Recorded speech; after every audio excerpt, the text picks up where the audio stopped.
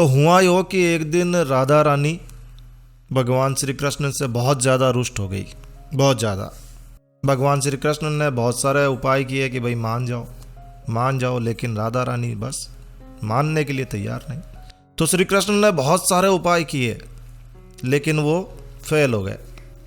Fail होकर वो कुंदलता जी के पास गए और उनको कहा कि भाई राधा रानी का, और उनसे बातचीत की कि भाई अब क्या करें। उन्होंने आइडिया दे दिया भाई। तो वस्त्र आभूषण परिधानों से वो सुसज्जित होकर उन्होंने एक नर्तकी का वेश धारण कर लिया। तो नर्तकी का वेश धारण कर लिया और भगवान श्री कृष्ण ने अपनी आवाज़ को कोयल जैसी मधुर कर लिया। तो कोयल जैसी मधुर वाणी के साथ में बातचीत करते हुए कुंदलता जी के साथ में निकल पड़े राधा रानी जी से मिलने के लिए।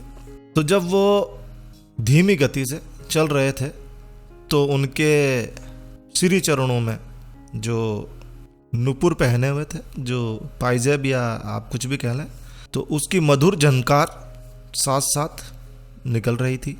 ऐसी रूप मधुर नारी को मार्ग में जिस भी व्यक्ति ने देखा, जिस भी गोपी ने देखा, तो उसने देखा भाई वाह, इतनी ज़बरदस्त खूबसूरत महिला।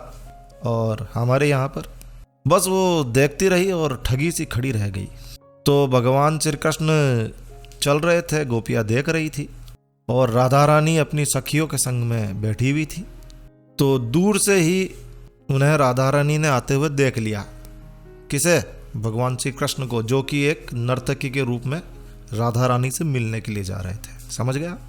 तो दूर से ही राधा रानी ने भगवान श्री कृष्ण को देख लिया। ऐसी रूप लावण्य सखी, ओहो, ऐसा रूप लावण्य देखकर तो वो विस्मित रह गई।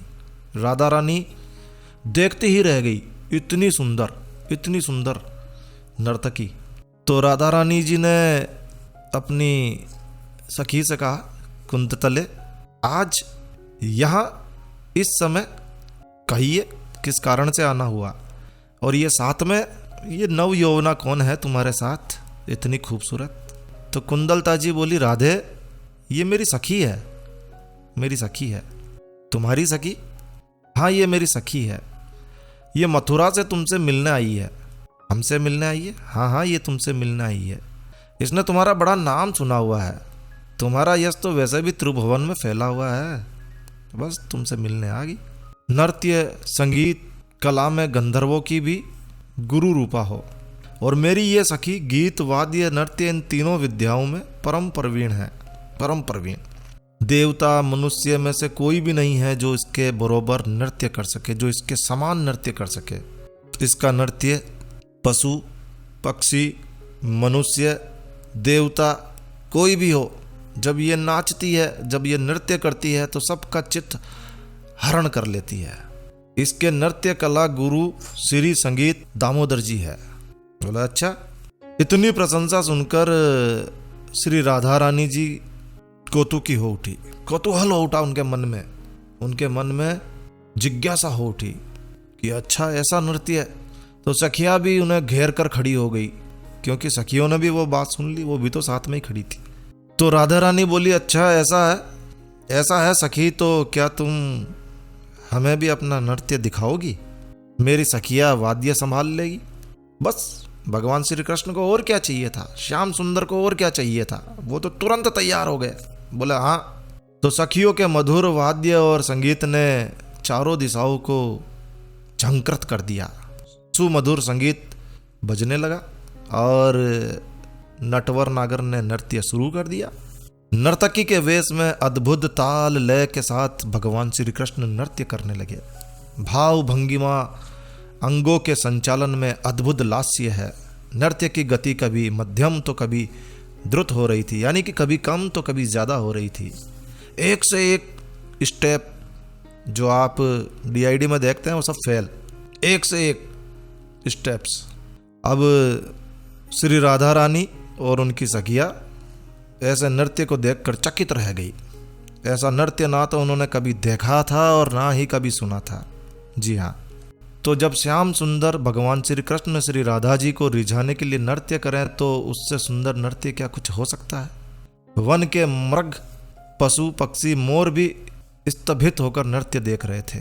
और ऐसा अद्भुत नृत्य देखकर श्री राधा रानी का चित्त भी द्रवित हो गया। श्री राधा रानी भी खुद को रोक नहीं पाई। अद्भुत सम्मोहन श्याम सुंदर के नृत्य में श्री राधा रानी भी उनके साथ नाचने लगी। क्या अप्रितम सौंदर्य! नील और स्वर्ण यानी कि नीला और गोरा रंग, नीला रंग भगवान श्री कृष्ण का और सोने जैसा दमकता हुआ राधा रानी का वर्ण, दो सौंदर्य मूर्तियां कैसे तालमेल मिलाकर नाच रही थी। सखिया देखकर परम आनंद में मग्न हुई जा रही थी। थोड़ी देर बाद नृत्य का विश्राम हुआ। अति प्रसन्न होकर राधा रानी बोली, हे सखी, तुमने मुझे अति आनंद प्रदान किया है और इसीलिए मैं तुम्हें कुछ उपहार देना चाहती हूँ। बोलो सखी, तुम्हें क्या चाहिए? बस भगवान श्री कृष्ण तो इसी प्रतीक्षा में थे। वो तो यही प्रतीक्षा कर रहे थे कि राधा रानी कुछ बोले। और ऐसा अद्भुत चमत्कारी सुंदर नृत्य तो उन्होंने इसी पल के इंतजार के लिए ही तो किया था। तो श्याम सुंदर बोले, सखी, मेरी केवल एक ही इच्छा है, बस एक ही इच्छा। राधा रानी बोली, अच्छा बताओ तुम्हारी क्या इच्छा है? तो भगवान श्री कृष्ण बोले, बस मेरी तो केवल एक ही इच्छा है, तुम मुझे अपना आलिंगन रूप उपहार में दे दो। श्री राधा रानी ने प्रसन्न होकर उन्हें गले लगा लिया और गले लगते ही अपने चित्त में होने वाले परिवर्तन से वो अपने प्रियतम को पहचान गई। श्री राधा रानी मुस्कुरा दी, सखिया भी मुस्कुराने लगी। श्री राधा का दुर्जय मान जाता रहा। उन्होंने पुनः श्याम सुंदर का आलिंगन कर लिया। श्याम सुंदर ने भगवान श्री कृष्ण ने कृतज्ञता पूर्वक मुस्कुराकर कुंदल लता जी की ओर देखा और बोले, कुंदतले, आज भी तुमने फिर बचा लिया। श्याम सुंदर श्री राधा के मान भंजन के लिए ना जाने कितने रूप धरते हैं। अद्भुत नर्तांगना रूप धारी भगवान श्री कृष्ण की जय हो। तो ये अद्भुत कहानी आपको अच्छी लगी हो? अच्छी तो लगी ही होगी, तो लाइक के बटन पर कर दो भाई क्लिक। और यदि आपने ये चैनल सब्सक्राइब नहीं किया हुआ है तो कृपया चैनल सब्सक्राइब कर लो, क्योंकि इस चैनल पर हम लेकर आते हैं तरह तरह की धार्मिक जानकारियाँ, होम रेमेडीज, होम टिप्स और टेक्निकल नॉलेज। तो सब्सक्राइब करने पर आपको हमारे नए वीडियोस की अपलोड्स लगातार निरंतर मिलती रहेगी। तो अभी सब्सक्राइब के लाल बटन पर क्लिक करके चैनल सब्सक्राइब कर लीजिए। तो एक नया वीडियो, एक नई जानकारी लेकर मैं आपका दोस्त नरेंद्र अग्रवाल फिर मिलूंगा। तब तक के लिए stay healthy, stay happy. Thank you for watching my video. Thanks. जय श्री राम, जय हनुमान।